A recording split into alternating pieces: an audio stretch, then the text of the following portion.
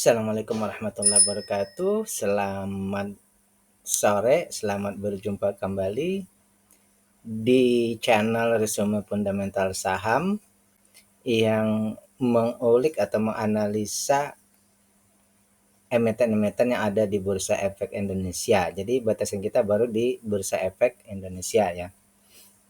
Yang dilihat dari segi fundamental ya.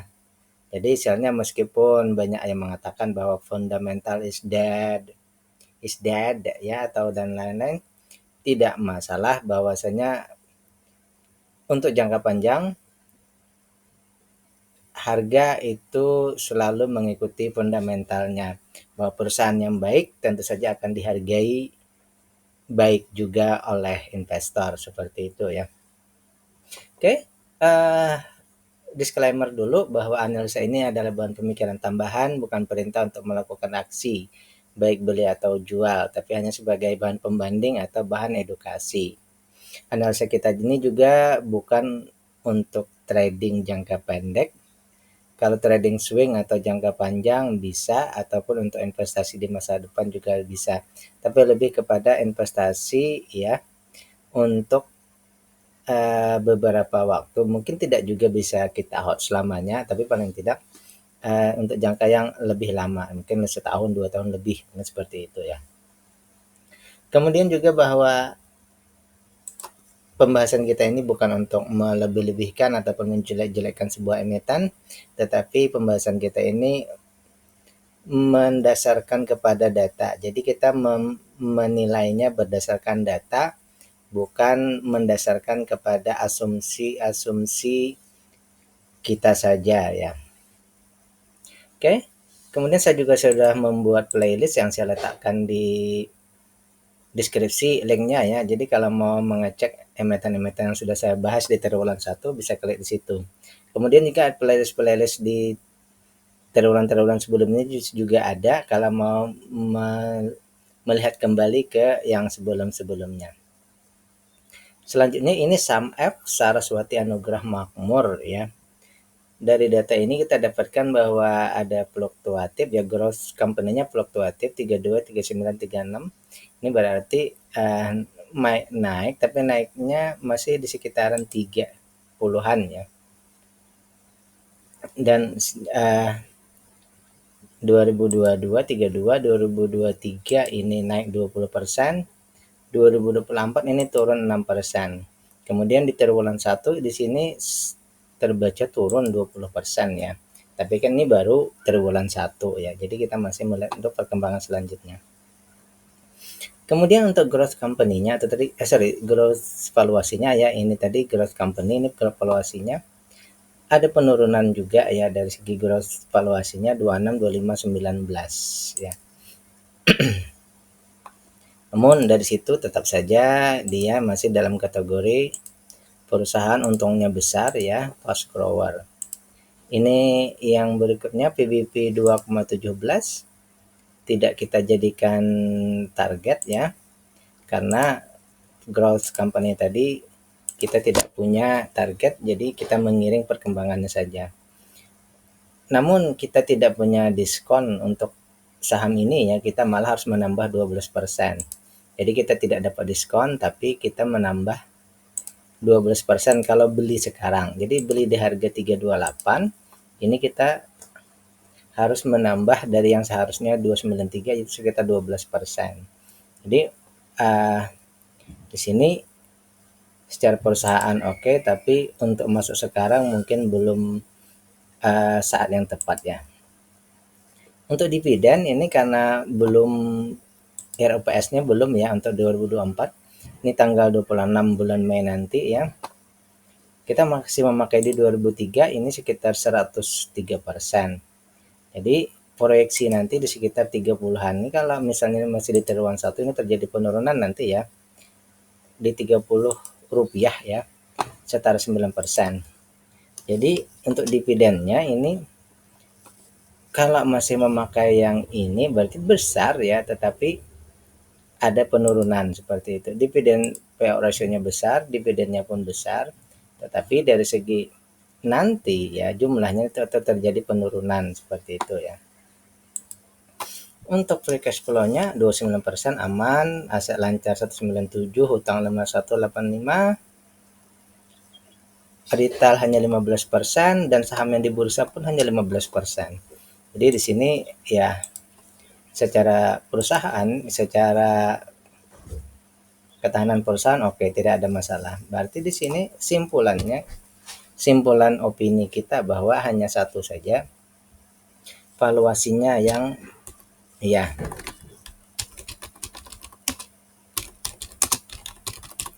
Berarti secara pemikiran di sini bahwa investor sudah menghargainya tinggi lebih dulu, itu saja ya. Sehingga harganya tinggi, investor tahu bahwa perusahaan ini bagus, seperti itu ya. Jadi mereka sudah membeli lebih dulu, berani membeli di harga yang tinggi. Oleh karena itu, bagaimana dengan kita yang belum beli?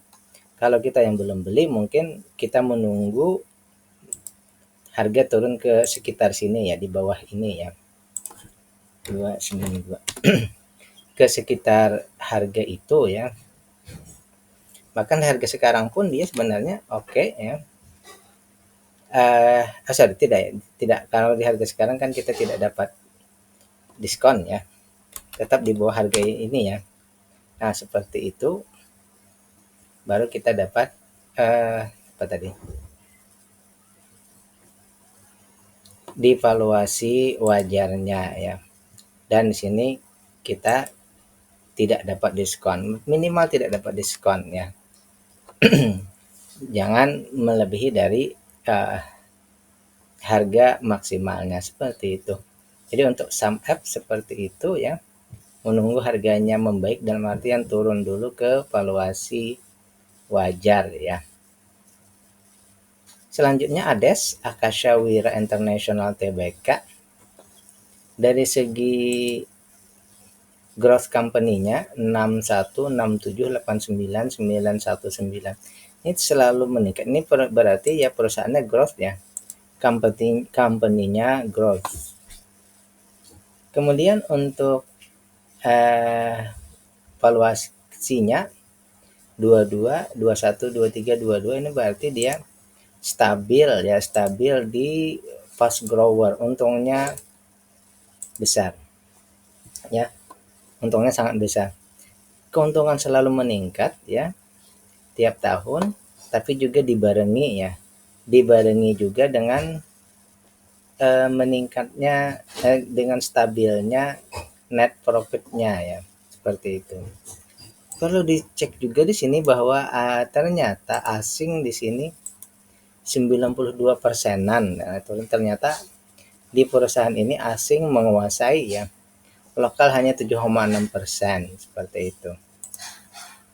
Oleh karena itu untuk fast grower sekali lagi bahwa dia ini 2,8 tidak kita jadikan patokan lagi ya. Bahkan dia sudah lewat dari 2,5. Kita tidak menjadikan patokan lagi, artinya tidak ada batasan, terserah harganya kemana saja dia mau bergerak ya. Kemudian valuasinya sekarang kalau beli sekarang kita harus menambah dari yang seharusnya 9 ribuan ya, maksimal beli 9 ribuan, sekarang ini sudah 11 ribuan. Oleh karena itu untuk segi valuasi harga beli sekarang ini sudah termasuk valuasi mahal. Dan sayangnya juga bahwa mungkin karena di sini terlalu tinggi capital gain-nya ya, akhirnya perusahaan tidak membagikan dividen, mungkin ya begitu, seperti itu ya. Sehingga di sini dari segi upah menunggu ini tidak ada ya. Mungkin upah menunggunya sudah di capital gain-nya, seperti itu ya. Jadi di sini valuasinya mahal, perusahaannya bagus, cuma valuasinya mahal dan tidak atau belum dibagikan dividen ya. Selanjutnya untuk free cash flow 7 ini termasuk agak kecil ya. Memang masih di atas dari batas aman 5 ya. Tapi 7 seharusnya ya lebih besar, seperti itu. Aset lancarnya 388, oke. Nggak ada hutang kepada rekanan kecil. Retail tadi hanya 8%, sisanya tadi asing ya. Sisanya asing. Jadi simpulan kita bahwa untuk perusahaan ini ya perusahaannya bagus ya, dalam artian ketahanan perusahaannya oke, tidak ada masalah. Hanya permasalahannya tadi bahwa investor melihat emiten ini emiten yang bagus ya, untungnya selalu besar, oleh karena itu dihargai tinggi ya. Oleh karena itu kalau menurut saya pribadi berarti di sini ada dua ya, harga, dan yang kedua di situ dividen payout ratio ya. Dua hal ini ya, bagi yang belum, misalnya kan kita yang belum beli berarti kita masih menunggu, tapi bagi yang sudah membeli ya dan punya capital gain yang tinggi ya boleh saja ditahan, apalagi kalau misalnya masih ada potensi growth-nya ya silakan saja ditahan. Tapi bagi kita yang mesti ada dividen ya berarti untuk perusahaan ini kita masih menunggu lagi ya beberapa waktu ke depan. Next, CBPE, Citra Buana Prasida, untuk ininya ya, untuk growth company-nya ya growth 15-30 ini naik 100%. Kemudian ke 41 naik 34%. 3 tahun terakhir dia meningkat ya. Jadi perusahaannya growth, kemudian di triwulan 1 ini menurun. Tapi kan baru triwulan 1 ya, masih ada 3 triwulan lagi untuk menentukan ya apakah nanti hasilnya lebih tinggi atau tetap atau di bawah. Untuk gross valuasinya ini terjadi penurunan ya. Dari 25 sekarang ke 17. Jadi ada penurunan sekitar 8%, tapi dia masih dalam kategori untungnya besar ya. Masih dalam kategori untung besar ya. PBV 2,5 tidak kita jadikan patokan, tapi malah di sini PBV-nya baru di 0,88, berarti masih di bawah juga ya. Kemudian untuk beli sekarang kita dapat diskon 49%. Ini istilahnya ya untuk seperti ini ya. Perusahaannya untung besar tapi valuasinya ya. Valuasinya ini cukup murah ya, sangat murah ya seperti itu. Apakah ini layak investasi? Dari segi valuasi, iya layak investasi. Namun dari segi penyokongnya ini dividen, ternyata dividennya hanya 7% ya. Dividen payout ratio-nya hanya 7% ya. Berarti termasuk kecil ya. Dan kalau kita proyeksikan ke depan nanti ini hanya sekitar 2,75 atau 1,74%. Itu berarti nanti termasuk kecil, masih ya di bawah 5%, seperti itu. Ya. Valuasinya oke, tapi dividennya belum mendukung. Free cash flow sangat besar, aset lancar 3 kali lipat, utang 7-18, retail 20%, bahkan itu semuanya retail yang ada di bursa, misalnya seperti itu ya. Asing tidak berpengaruh ya. Oleh karena itu kalau menurut saya pribadi untuk perusahaan ini ya semuanya oke tadi ya. Hanya permasalahannya berarti di dividen payout ratio ya, menunggu. Ini berarti kita istilahnya bagi kita yang menjadikannya watchlist berarti kita menunggu nanti di sini ya. Menunggu di rapat umum pemegang sahamnya nanti berapa ya. Ini belum ada di data saya, belum ada data kapan rapatnya ya. Coba kita berandai-andai dengan 7 ini 1, 70 berarti 14.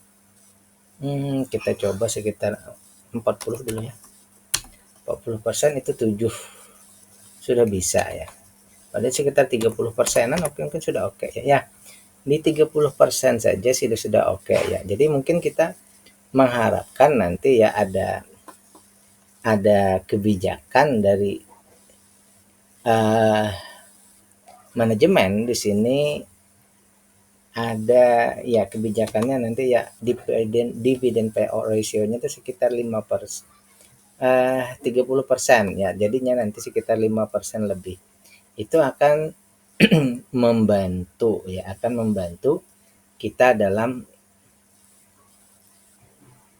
mau masuk ke perusahaan ini. Seperti itu ya. Jadi ini dulu kita tunggu satu saja, menunggu DPR-nya ya untuk CBPA. Untuk Crypto Surimi Industries ini juga perusahaannya growth ya, 5, 9, 14 dan sekarang ini 15 ya. Triwulan satunya 15. Jadi ada perbaikan kinerjaannya istilahnya. Keuntungannya semakin meningkat tiap tahun. Pun juga begitu dengan growth valuasinya ya 9, 10, 13, 13. Dari semula slow grower sekarang sudah masuk ke stalwarts ya. Untungnya sedang. Nah, karena itu PBP 2,5 ini bisa saja kita jadikan ya, jadikan target ataupun proyeksi. Tapi PBB sekarang sudah 2,25 ya. Kalau ke PBB 2,5 berarti tinggal 11% saja lagi ya. Mungkin terlalu sempit ya, terlalu sempit misalnya kalau kita menjadikan ini sebagai target kita. Pun juga kalau beli sekarang kita tidak dapat diskon, malah kita harus menambah modal 67% ya. Sehingga valuasinya di sini kategorinya mahal ya. Seperti itu. Kemudian belum ada kabar berapa dividen ya, belum ada RUPS. Jadi kita masih memakai tahun 2023 yang hanya 22%, berarti di sini termasuk kecil. Dan proyeksinya nanti ya kalau seperti ini maka di tahun 2025 kita akan dapat 3,4, masih setara 1,33, termasuk kecil masih ya, seperti itu. Oke. Free cash flow-nya sangat besar, 60% ya, luar biasa. Aset lancarnya 4,5 kali, hutang hanya 5 dan 35%, retail hanya 15 dan 20% saja yang ditradingkan di bursa atau dijual di bursa. Sehingga dari data yang kita dapatkan ini ya, menurut opini saya bahwa ya perusahaan ini berarti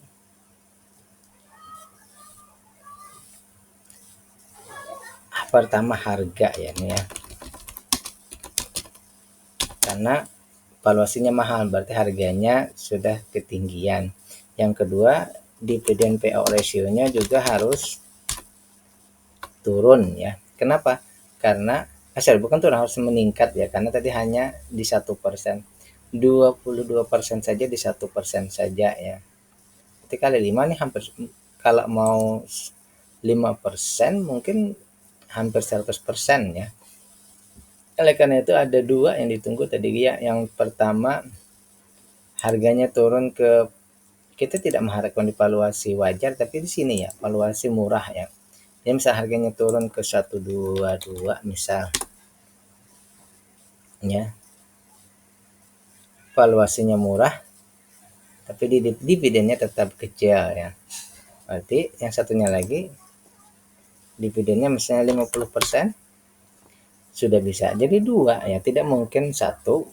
Oleh karena itu dua hal, dan kalau dua hal berarti tidak bisa kita lakukan di triwulan ini, karena untuk mengubah dividen ya kita tentu saja menunggu dulu hasil RUPS-nya ya. Seperti itu, menunggu harganya turun dan menunggu DPR-nya membaik. Harganya turun ke sini, DPR-nya nanti kalau bisa di atas 30%.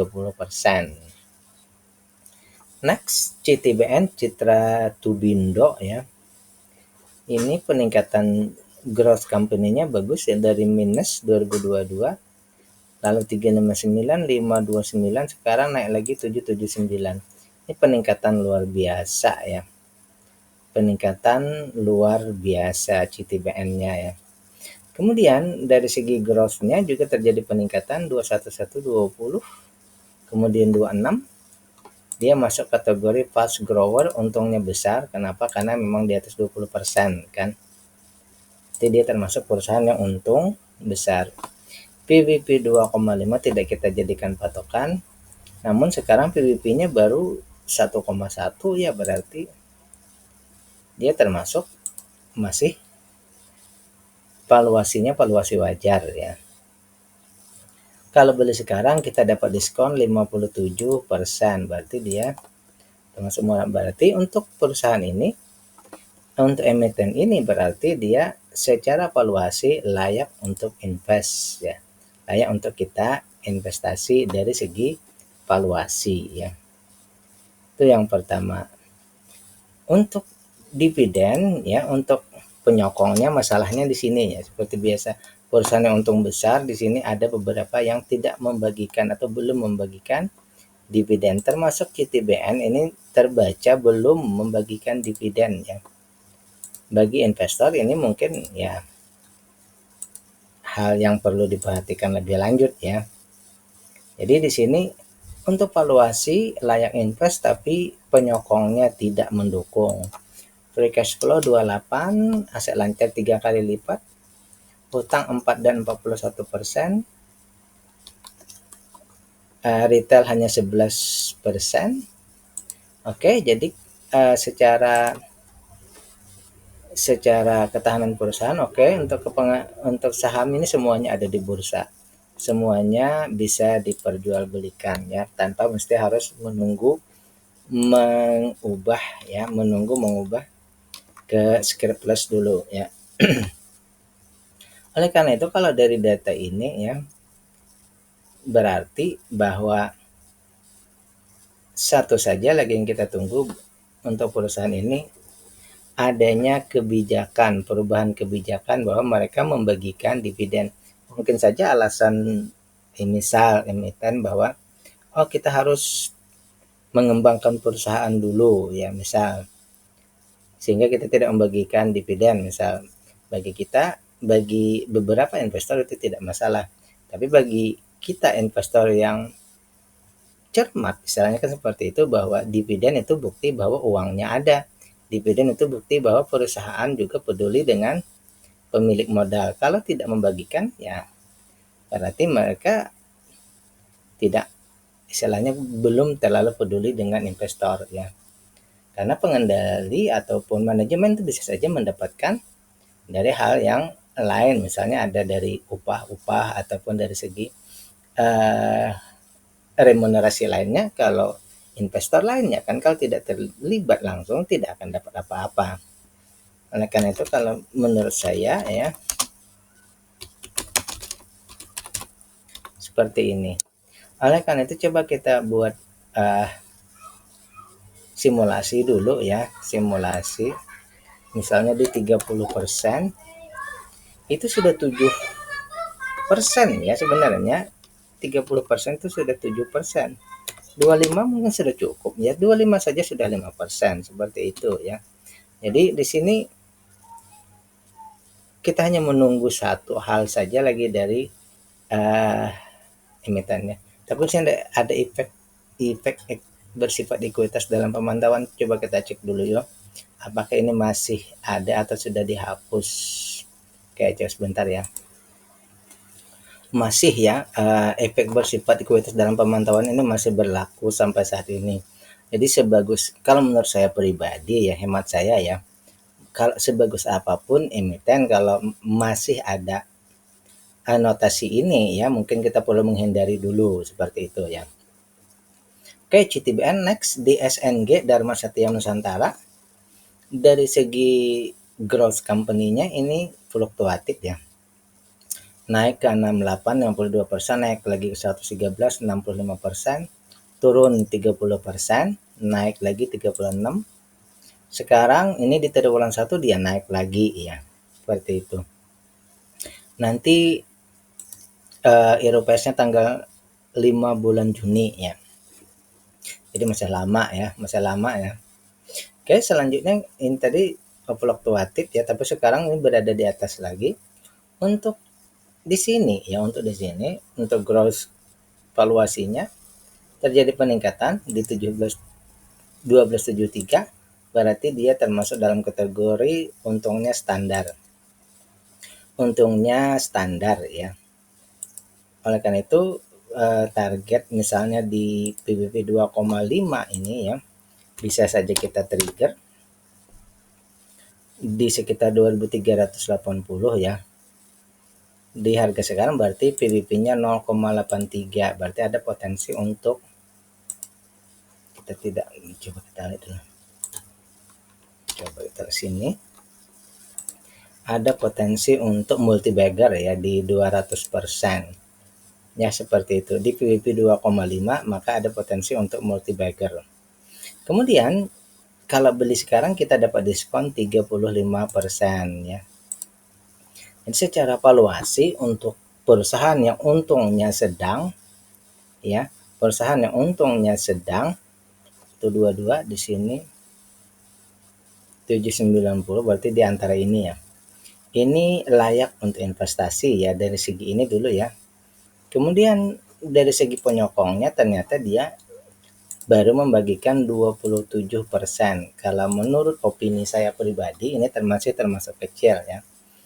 Dan juga di sini proyeksi kita nanti di 2025 ini 4,26%. Juga termasuk kecil ya, di bawah 5%.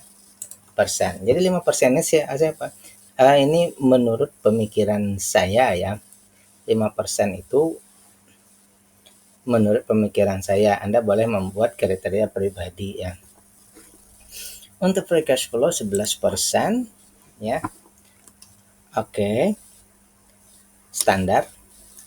Aset lancar 100%, hutang 50 dan 73, retail hanya 17% ya. Kemudian saham yang ada di bursa ini 57%. Nah, karena itu dari segi ketahanan perusahaan oke, tidak ada masalah ya. Kemudian untuk valuasi juga oke, hanya di sini sedikit saja ya. Kali lagi bahwa dividen PO ratio-nya ya. Dividen PO ratio-nya kurang dari 5%, itu saja. Ya, kalau misalnya di sini 35%, dia sudah memenuhi ya. Seperti itu saja. Menurut saya seperti itu untuk perusahaan ini ya. Anda punya opini yang berbeda juga silahkan. Ini hanya opini pribadi, bisa benar, bisa juga salah ya. Selanjutnya Diandra Media International dari minus 50, rugi 50 2020 Covid ya. Kemudian dia berkurang ruginya jadi 17, lalu naik jadi 10, 18, 22 ini. Jadi selama 5 tahun terakhir ini dia company-nya growth ya. Perusahaannya untung terus-menerus dan meningkat ya. Triwulan 1 ada penurunan sedikit, tapi kan kita menunggu sampai nanti di triwulan 4 ya. Untuk growth valuasinya ada penurunan ya. Dari semula dia ini untungnya besar ya, fast grower. Sekarang dia turun ke valuasi untungnya sedang. Untungnya sedang pun di sekitar 11%, hampir-hampir sudah menuju untungnya kecil ya. Seperti itu ya. Dari segi keuntungan, dari segi growth company meningkat, tapi setahun terakhir dia mengalami penurunan, growth valuasinya menurun ya, seperti itu. Oleh karena dia stalwart, berarti PBB 2,5 di sini ya bisa kita trigger ya. Dan PBB-nya sekarang baru 0,5. Berarti untuk 2,5 itu ada 362%, berarti ada potensi untuk multi bagger. Namun sayang kalau beli sekarang kita tidak dapat diskon, malah kita harus menambah modal lagi sebesar 39%, begitu. Valuasinya mahal. Jadi perusahaannya untungnya standar, tapi di harga sekarang ini termasuk valuasi mahal. Sayangnya juga perusahaan ini sampai sekarang ya, menurut data yang kita dapat nih belum membagikan dividen ya. Belum membagikan dividen. Nanti tanggal 21 bulan Mei ini akan ada RUPS-nya ya. Kita akan cek apakah nanti mereka membagikan dividen. Di sini tanpa DPR, tanpa dividen. Untungnya standar, valuasinya mahal tapi tanpa dividen ya, juga tanpa dividen. Free cash flow sebenarnya cukup saja untuk bayar dividen. Aset lancarnya 142, hutang 19 dan 80, retail 20%-an. Ya, jadi secara umum di sini berarti bahwa perusahaannya oke saja, aman saja. Tapi pengendali di sini bisa trading ya. Kenapa? Karena 99%-nya ada di bursa. Jadi simpulan kita apa untuk perusahaan ini? Berarti ya ada dua hal yang kita tunggu. Yang ini dulu yang pertama ya. Dan yang kedua ini. Dua hal ini mesti kita tunggu lagi perkembangan di triwulan berikutnya. Berikutnya PTBA, PT Bukit Asam Tbk ya. Ini 2.000 turun ke 500, turun ke 400. Jadi dari 2022 1000 turun ke 51%, turun lagi ke 16%. Di triwulan 1 ini pun terjadi penurunan juga ya. Triwulan 1 ini 7%. Jadi untuk PTBA ini terjadi penurunan ya. Untuk growth valuasinya juga terjadi penurunan dari 27 sekarang di 20. Namun dia masih tetap dalam kategori perusahaannya untung besar ya. Perusahaannya untung besar tapi dalam keadaan penurunan laba ya. Target PBV 2,5 tidak kita pakai lagi ya. Beli sekarang kita dapat diskon 33%. Jadi untuk perusahaan ini layak untuk secara valuasi ini layak beli ya, karena cost grower menghendaki dia wajar, dia sekarang dia di murah ya. 27 berarti di antara ini ya. Dia kategori murah berarti layak untuk beli dulu ya, layak untuk beli dulu. Kemudian untuk dividennya ya, karena belum bagi ya, belum ada kabar RUPS, kita masih pakai 75,04. Jadi nanti proyeksinya di tahun 2025 kalau masih pakai triwulan 1 ini 306. Terjadi penurunan jauh ya, dari 400 ke sekitar 300 ya. Nanti setara dengan 11%. Berarti dividennya besar, dividen PO ratio-nya besar, dividen yield-nya juga besar. Jadi disokong ya. Valuasinya layak invest, dividennya juga layak invest. Kemudian free cash flow-nya 26%, aset lancarnya 119, hutang 10 dan 84. Retail 32%, saham di bursa 33. Jadi aman saja ya, tidak ada masalah. Perusahaannya oke ya. Ini BUMN ya. Simpulannya apa? Simpulan kita berdasarkan data ini adalah layak invest ya. Kemudian dia divaluasi yang 1/1 ya. PBV-nya 1 berarti dia di harga wajarnya. Sekarang layak invest berarti kalau kita melihat dari segi perkembangan EPS 466, 443, 40 ini sedang terjadi penurunan ya. Kalau menurut saya pribadi, bagi yang sudah punya ini tidak ada masalah, biarkan saja ya. Bagi yang belum beli bagaimana? Yang belum beli, menurut hemat saya pribadi, tunggu saja dulu sampai IPS-nya di sini ada perubahan meningkat ya, misalnya dari 408 misalnya jadi 415, baru kita masuk.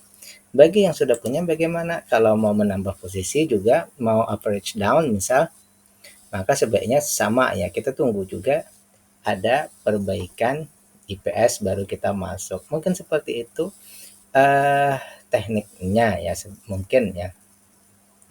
Berikutnya EVI ya, Indonesia Fireboard Industry 7, 8, 10, 10, 19, 23. Ini ya perusahaannya berarti growth-nya perusahaannya growth ya. Growth company naik terus ya. Untuk growth valuasinya naik juga ya, dari stalwart sekarang menjadi fast grower. Oke, dari sekarang dia fast grower, untungnya besar ya. Di sampai triwulan 4 tadi masih stalwart, sekarang sudah jadi fast grower. Otomatis di sini tidak jadi patokan lagi 2,5 ya. Sekarang PBB-nya 1,8. Tidak masalah ya. PBB-nya di PBB wajar ya. Namun kalau beli sekarang kita mesti menambah ya 13%. Berarti sudah di atas dari harga wajarnya. Kalau beli sekarang kita tidak dapat diskon, malah kita harus menambah modal ya. Selanjutnya untuk dividen payout ratio-nya ya, di sini sudah ya 10 RPS atau belum ya, ini baru 5. Berarti ini baru interim ya, 5 rupiahnya baru interim. Ini berarti kita masih pakai yang 2023 itu 46%. Oke, berarti dia besar ya. Namun kalau misalnya kita masih memakai ini, nanti dividen yield-nya masih kecil ya. Dividen yield-nya masih di 4%-an. Kalau menurut opini kita, dia belum memenuhi kriteria untuk dividen ya. Free cash flow-nya 26%, oke. Aset lancarnya hampir 3 kali lipat. Utang 2630. Retail 18 dan saham yang ada di bursa hanya 43%. Ketahanan perusahaannya oke. Berarti di sini yang menjadi concern kita bukan masalah perusahaannya, tapi valuasinya ya, valuasi perusahaannya dihargai mahal oleh investor, mungkin seperti itu ya. Dari segi dividen juga dia sudah memenuhi kriteria. Jadi perusahaan ini sebenarnya oke, perusahaannya bagus, pembagian dividennya bagus, namun sudah dihargai mahal oleh investor. Itu saja masalahnya ya. Menunggu satu saja ya. Fast grower di mana kita menunggu di valuasi wajar 233 ke bawah. Coba kita buat dulu ya simulasinya. 232 masih di 4,6, berarti mungkin perlu ke bawah lagi ya. Mungkin 200-an misal. Ya, kalau 200-an bisa. Jadi mungkin sekitar 200-an ya. 210-an. Ya, mungkin seperti itu. Jadi 210-an itu bisa. Jadi kita menunggu harga turun ke sekitar 200-an tadi, baru istilahnya ada balance, keseimbangan tadi ya. Oke, di 264. Seperti itu untuk EV dulu ya, kita menunggu harganya membaik. Selanjutnya MCOL ya, Prima Andalan Mandiri. Ini 2021 meningkat 15, kemudian turun 98, turun lagi 51, turun lagi 30. Jadi saat ini untuk untuk valuasi company-nya dia tidak growth tapi turun ya. Decline ya. Keuntungannya menurun ya, seperti itu. Ini per tahun ya, per tahun. Oke, itu kasih ini dulu. Secara per tahun dia terjadi penurunan keuntungan, seperti itu ya. Lanjut. Untuk gross valuasinya juga terjadi penurunan dari 29% sekarang dia turun menjadi 15%. Dia masih fast grower tapi di batas terendahnya ya. Batas terendah dari fast grower. Kalau turun lagi nanti dia akan berubah jadi stalwart. Jadi perlu hati-hati juga nih, dia akan kalau masih belum terjadi perbaikan, maka nanti keuntungannya turun menjadi keuntungannya sedang saja ya. Sehingga di sini masih saja kita jadikan tidak kita jadikan patokan ya. Untuk PWP 2,5-nya tidak kita jadikan patokan. Dia sudah hampir 2 di sini ya. Untuk beli sekarang kita harus menambah modal 28%. Jadi untuk valuasinya ini di kategori mahal ya. Untuk dividen mereka ini sudah membagi ya, 305 sama dengan 59,52. Dividennya PO rasionya udah besar ya. DPR-nya udah besar, oke. Namun dengan sebesar itu ini 4,6 kalau kita kaitkan dengan harga sekarang ya. 4,6 berarti masih di bawah yang kita inginkan. Seperti itu ya. Dividen yieldnya masih di bawah dari yang kita inginkan. Oke, free cash flow 18, oke. Aset lancar 2,5, nggak ada hutang. Hutang berelasi kecil. Retail hanya 97 dan saham yang ada di bursa pun hanya 10%. Ini kecil sekali ya. Jadi perusahaannya oke, perusahaannya aman, tidak ada masalah.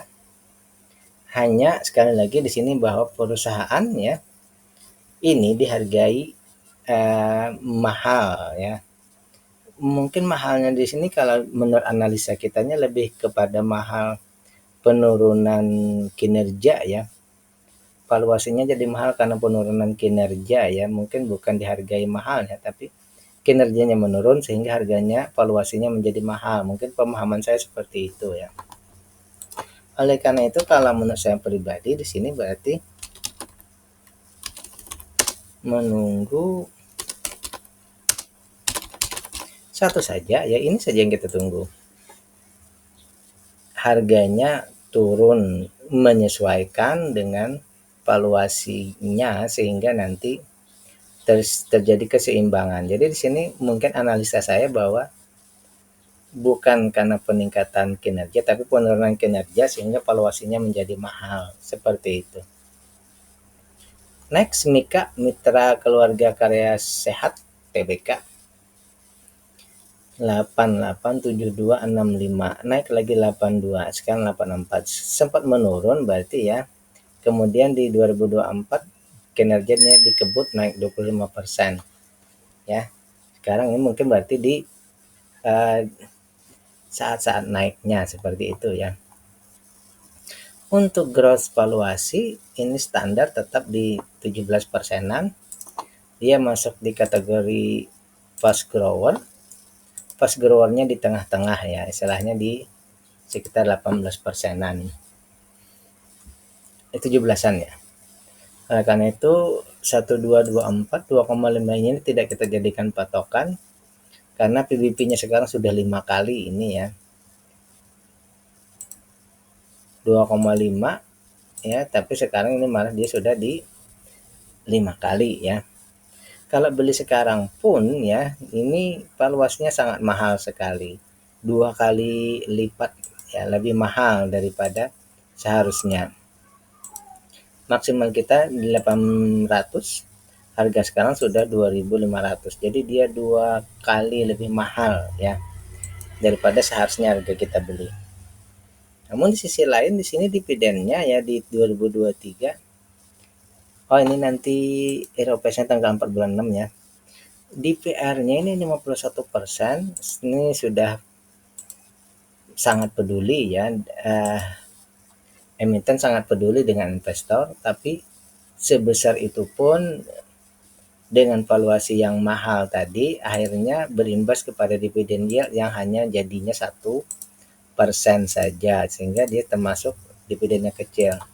Tapi dari segi perusahaan sudah peduli dengan investor. Free cash flow 26%, oke. aset lancar 4 kali lipat, nggak ada hutang kecil, return 34%. Berarti secara perusahaan ini oke, tidak ada masalah. Semua saham ada di bursa bisa ditradingkan. Saya mungkin beranggapan di sini karena dia menjadi anak usaha sekarang ya. Oleh karena itu semua sahamnya ada di bursa. Mungkin seperti itu karena diakuisisi. Sehingga kita sampai kepada opini akhir kita terhadap perusahaan ini, berarti di sini dia sempat turun kemudian naik, dia valuasinya mahal, mungkin pada saat penghasilannya turun di sini dia valuasinya mahal karena kinerjanya menurun. Sekarang dia mulai menaik, mudah-mudahan nanti semakin membaik ya. Oleh karena itu kalau menurut saya berarti di sini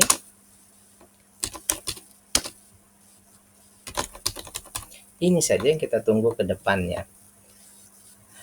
Harganya turun karena tadi mungkin karena kinerjanya menurun, harganya jadi mahal, valuasinya jadi mahal, kita berharap bahwa nanti harganya turun dulu ya. Turunnya kemana? Karena pas grower ya minimal ke sekitar sini.